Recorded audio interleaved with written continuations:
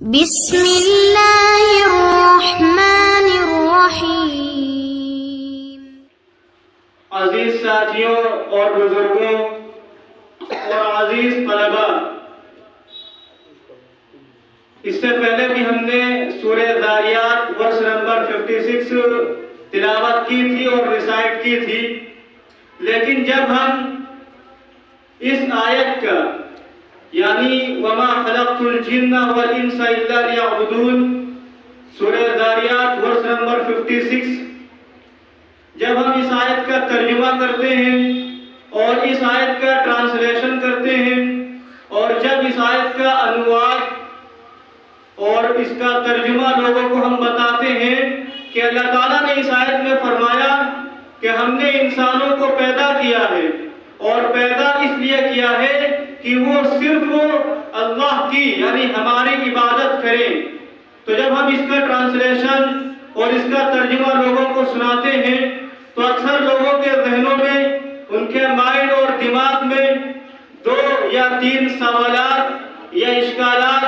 Questions آ جاتے ہیں۔ سوال یہ آتا ہے کہ اگر اللہ تعالیٰ نے ہمیں صرف اپنی عبادت، اپنی پوجا، اپنی پرستش اور اپنی ورشپ کے لیے پیدا کیا ہے تو ہمارے ساتھ یہ پیٹ کے تقاضے کیوں ہیں؟ اس کے لیے ہمیں کمانا پڑے گا، کمانے کے بعد پھر کھانا پڑے گا، تو ہم کمانے اور کھانے میں لگے رہیں گے، عبادت کیسے کریں گے؟ دوسرا سوال ذہنوں میں یہ آتا ہے کہ اگر اللہ تعالیٰ نے ہمیں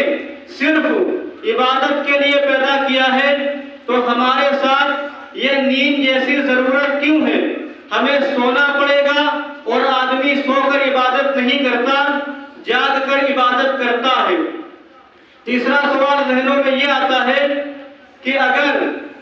ہمیں صرف عبادت کے لیے پیدا کیا گیا ہے، ہمیں صرف ورشپ اور پوجا کے لیے پیدا کیا گیا ہے تو ہمارے ساتھ نکاح کے، میرج کے، اولاد کے تقاضے کیوں ہیں؟ ہمارے ساتھ یہ تقاضے ہیں، ہم ان تقاضوں میں لگے رہیں گے، ان تقاضوں کو پورا کرنے میں لگے رہیں گے، عبادت کیسے کریں گے؟ ہمارے ساتھ یہ تقاضے نہ ہوتے تو ہم عبادت میں لگے رہتے، ہمارے ساتھ یہ تقاضے ہیں، ہم تقاضوں میں لگے رہیں گے، عبادت کیسے کریں گے؟ تو یہ 2-3 سوال اکثر لوگوں کے ذہنوں میں، مائنڈ اور دماغ میں آتے ہیں، لیکن ان سب سوالوں کا جواب اللہ تعالیٰ نے سورہ احزاب ورس نمبر 21 میں دیا ہے۔ وہ آیت بھی پڑھیں گے ہم اور اس کے بعد اس کا ترجمہ اور اس کا مفہوم بھی بتائیں گے، لیکن پہلے ہم اور آپ یہ جانیں کہ عبادت کسے کہتے ہیں اور ہمارے اور آپ کے ذہنوں میں یہ 2-3 سوال کیوں آتے ہیں۔ ہم یہ سمجھتے ہیں کہ سجدے کا نام عبادت ہے، ہم یہ سمجھتے ہیں کہ رکوع کا نام عبادت ہے، ہم یہ سمجھتے ہیں کہ روزے اور نماز کا نام عبادت ہے۔ سجدے اور رکوع کا نام عبادت نہیں ہے،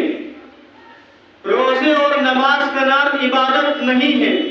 آپ کو سن کے بڑا تعجب ہوگا کہ یہ کیا بول رہا ہے، لیکن بات کو مکمل سنیے۔ میں کہہ رہا ہوں کہ سجدے اور رکوع کا نام عبادت نہیں ہے، روزے اور نماز کا نام عبادت نہیں ہے۔ اگر سجدے اور نماز کا نام عبادت ہوتا تو وہی نماز ہم سورج نکلتے وقت پڑھتے ہیں تو وہ عبادت نہیں بنتی، وہی نماز ہم زوال کے وقت پڑھتے ہیں، وہی سجدے ہم زوال کے وقت کرتے ہیں بیچ دوپہر میں تو وہ عبادت نہیں بنتے۔ اگر روزے کا نام عبادت ہوتا تو وہی روزہ ہم پہلی عید کو رکھتے ہیں، یکم شوال کو رکھتے ہیں تو وہ روزہ عبادت نہیں بنتا۔ پتہ یہ چلا کہ سجدے کا اور روزے اور نماز کا نام عبادت نہیں ہے، تو پھر عبادت کس چیز کا نام ہے اور عبادت کیا ہے؟ اللہ تعالیٰ نے فرمایا سورہ احزاب آیت نمبر 21 میں لَقَدْ كَانَ لَكُمْ فِي رَسُولِ اللَّهِ أُسْوَةٌ حَسَنَةٌ کہ عبادت نام ہے ادائے پیغمبر کا، عبادت نام ہے اس طریقے کا جو طریقہ اللہ کے نبی کا ہو، عبادت نام ہے اس طریقے کا جو طریقہ اللہ کے نبی کا ہو۔ جب نبی نے نماز پڑھی ہے تو پڑھنا عبادت ہے، جب نبی نے نماز نہیں پڑھی تو پھر پڑھنا عبادت نہیں ہے۔ جب نبی نے روزے رکھے ہیں تو روزے رکھنا عبادت ہے، جب نبی نے روزے نہیں رکھے تو روزے رکھنا عبادت نہیں ہے۔ میں اس کی ایک مثال دے کے بات سمجھانا چاہتا ہوں۔ اگر میں آپ سے اگر میں کہوں کہ پہلا کلمہ سنائیے تو آپ پہلا کلمہ سنائیں گے لا الہ الا اللہ محمد الرسول اللہ۔ میں آپ سے کہوں کہ اگر کوئی دوسری لائن نہ پڑھے، محمد الرسول اللہ نہ پڑھے،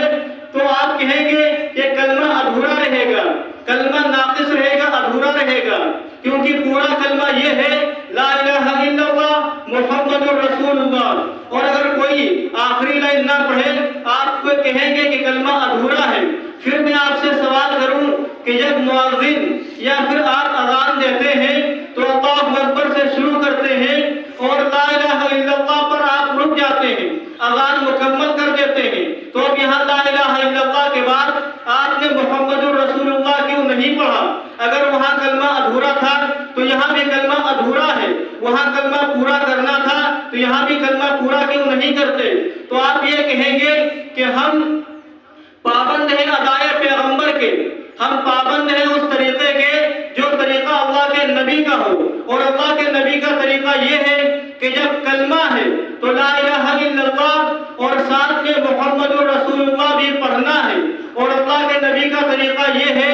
کہ جب اذان ہو یا جب اذان ہے تو لا الہ الا اللہ پڑھنا ہے، لیکن ساتھ میں محمد الرسول اللہ نہیں پڑھنا، کیونکہ ہم پابند ہیں ادائے پیغمبر کے، ہم پابند ہیں اس طریقے کے جو طریقہ اللہ کے نبی کا ہو، اور اسی کا نام عبادت ہے۔ عبادت کہتے ہیں ادائے پیغمبر کو۔ میں ایک اور مثال دے کے بات سمجھانا چاہتا ہوں کہ ہم اور آپ نماز پڑھتے ہیں، 4 رکعت والی نماز پڑھتے ہیں، اور 4 رکعت والی نماز میں دوسری رکعت میں ہم بیٹھتے ہیں اور اتحیات پڑھتے ہیں، اتحیات کے بعد درود شریف نہیں پڑھتے، پھر چوتھی رکعت میں بیٹھتے ہیں، اتحیات بھی پڑھتے ہیں اور ساتھ میں درود شریف بھی پڑھتے ہیں، دوسری رکعت میں اتحیات کے بعد درود شریف نہیں پڑھتے، چوتھی رکعت میں اتحیات کے بعد درود شریف پڑھتے ہیں۔ اگر کوئی نماز پڑھے 4 رکعت والی اور دوسری رکعت میں اتحیات کے بعد درود شریف جان بوجھ کر پڑھ دے تو اس کا درود شریف پڑھنا ٹھیک نہیں ہے، اور اگر چوتھی رکعت میں وہ درود شریف نہ پڑھے تو یہاں اس کا درود شریف چھوڑ دینا ٹھیک نہیں ہے۔ کہیں پر پڑھنا ٹھیک نہیں ہے، کہیں پر چھوڑ دینا ٹھیک نہیں ہے، کہیں پر درود شریف پڑھنے کا حکم دیا جاتا ہے، کہیں پر پڑھنے سے روک دیا جاتا ہے۔ آخر وجہ کیا ہے؟ درود شریف ایک ہے تو کہیں پر پڑھنے کا حکم دیا جاتا ہے اور کہیں پر پڑھنے سے کیوں روک دیا جاتا ہے؟ محض صرف درود شریف پڑھنے کا نام عبادت نہیں ہے،